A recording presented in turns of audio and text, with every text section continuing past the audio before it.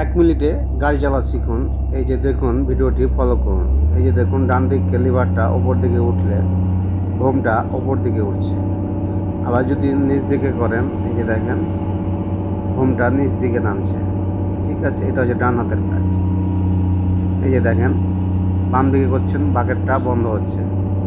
আবার ডান দিকে করছেন, এই যে দেখুন বাকেটটা ওপেন হচ্ছে, মানে খুলছে। বাম হাতের লিভারের কাজ হলো, এই যে দেখেন, আমি যখন লিভারটা এদিকে আমার দিকে নিয়ে আসছি, পুরা বাকেটটা এদিকে আসছে।